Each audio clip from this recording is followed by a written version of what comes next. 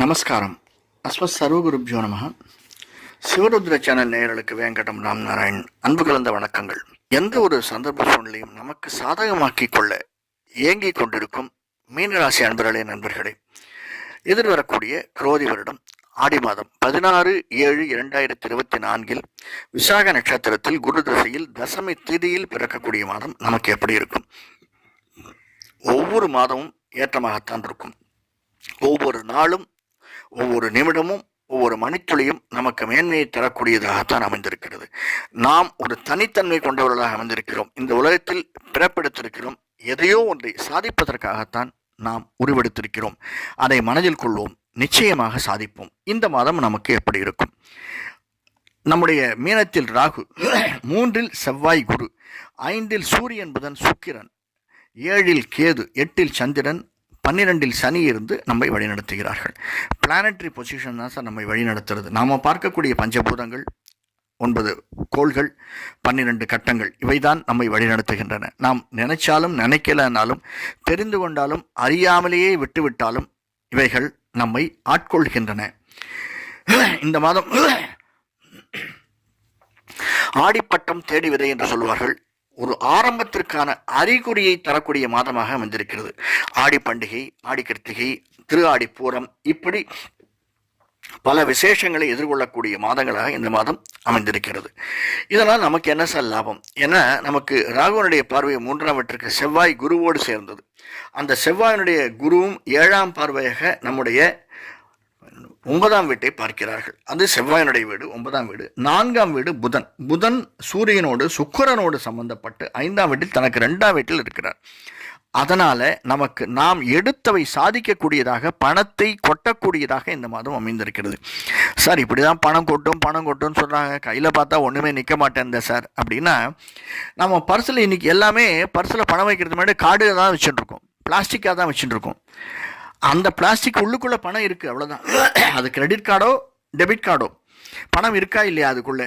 நாம் எப்படி அதை செலவிடுகிறோம், எப்படி சாமர்த்தியமாக அதை கணக்கிட்டுக் கொள்கிறோம், அதில் தான் நம்முடைய மேன்மை அடங்கி இருக்கிறது. அப்படித்தானே? சரியா? ஆனால் இந்த மாதம் நமக்கு லாபத்தை தரும் அப்படின்னா, வீடு மாறுவதற்கோ அல்லது வீடு வாங்குவதற்கோ சாத்தியக்கூறுகள் இருக்கு. நிலம், மனை, வீடு, வாகனம் வாங்குவதற்கான சாத்தியக்கூறுகள் இருக்கு. 5ஆம் வீட்டில் இருக்கக்கூடிய புதன் சூரியனோடு சுக்கிரனோடு சம்பந்தப்பட்டவன். 4ஆம் வீட்டிற்கு அதிபதி நம்முடைய செவ்வாய் 3ஆம் வீட்டில் இருந்தாலும் நம்முடைய 7, 8, 9ஆம் வீட்டை, தன்னுடைய சொந்த வீட்டை பார்க்குறாரு. குருவோடு சம்பந்தப்பட்ட சொந்த வீட்டை பார்க்குறாரு. அதனால் நாம் ரியல் எஸ்டேட் பிஸ்னஸ் செய்பவர்களுக்கு அல்லது கன்ஸ்ட்ரக்ஷன் பிஸ்னஸ் செய்பவர்களுக்கு, விவசாயம் செய்பவர்களுக்கு நிச்சயமாக ஏற்றத்தை தரக்கூடிய மாதமாக இந்த மாதம் அமைந்திருக்கிறது.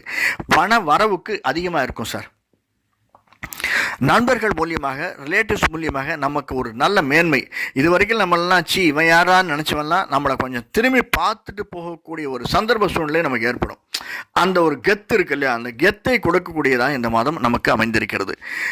12ஆம் வீட்டில் சனி, 11க்கும் 12க்கும் உடையவனான சனி 12ஆம் வீட்டில் இருக்கான். 7ஆம் நாட்டு சனி என்று சொன்னாலுமே, அந்த 7ஆம் நாட்டு சனி நம்மை கொஞ்சம் அப்படி இப்படி படாத பாடு படித்தினாலுமே நமக்கு நல்லதொரு லாபத்தை தரக்கூடியதாகத்தான் இந்த மாதம் அமைந்திருக்கிறது. அதில் ஒன்றும் சந்தேகமே கிடையாது சார். ஏன்னா நாம் எடுக்கக்கூடிய முயற்சிகள் தான், நாம் எடுக்கக்கூடிய சிந்தனை தான், நாம் எடுக்கக்கூடிய செயல்கள் தான் நமக்கு வரவை தரக்கூடியது, பணத்தை தரக்கூடியது. இந்த மாதம் நிச்சயமாக ஷேர்ஸில் போடுறதோ, ஒரு இன்வெஸ்ட்மெண்ட் பண்ணுறதோ நல்லதொரு முடிவை தரக்கூடியதாக அமைந்திருக்கும். இன்னும் எஸ்பெஷலி சொன்னால் ஆன்மீகவாதிகள் இருக்காங்க இல்லையா, அவங்களுக்கும் அரசியல்வாதிகளுக்கும் நல்லதொரு ஏற்றம் தரக்கூடியதாக இந்த மாதம் அமைந்திருக்கிறது. ஏன்னா 10ஆம் வீட்டுக்குடையவன் குரு, நம்முடைய வீட்டுக்கும் 10க்கும் உடையவன் குரு 3ஆம் வீட்டில் செவ்வாயோடு சேர்ந்திருக்கிறார். 12ஆம் வீட்டில் இருக்கக்கூடிய சனி 6ஆம் வீட்டை பார்க்குறான். இதெல்லாம் நமக்கு அரசியல்வாதிக்கு நல்லதொரு பலனை தரக்கூடியதாக, பலன்னா என்ன பலன்? பைசா தான், அதை தரக்கூடியதாக அமைந்திருக்கிறது. ஆனாலும் சின்ன சின்ன சந்தர்ப்பங்களில் அந்த அரசியல்வாதிகளுக்கும் அந்த ஆன்மீகவாதிகளுக்கும் இந்த மாதம் சின்ன கெட்ட பேர் வர்றதுக்கும் சான்ஸ் இருக்குது. நல்லது வரணும்னு நினச்சா பைசா வரணும், கொட்டணும் அப்படிங்கிற போது அதுக்குரிய பலனையும் அனுபவிக்கணும் இல்லையா? அந்த மாதிரி சின்ன சின்ன கெடுதல்கள், கெட்ட எண்ணங்கள், கெட்ட சிந்தனைகள், கெட்ட அவப்பெயர்கள் வருவதற்கு சாத்தியக்கூறுகள் அமைந்திருக்கின்றன. அதையும் நாம் எதிர்கொள்ளத்தான் வேண்டும்.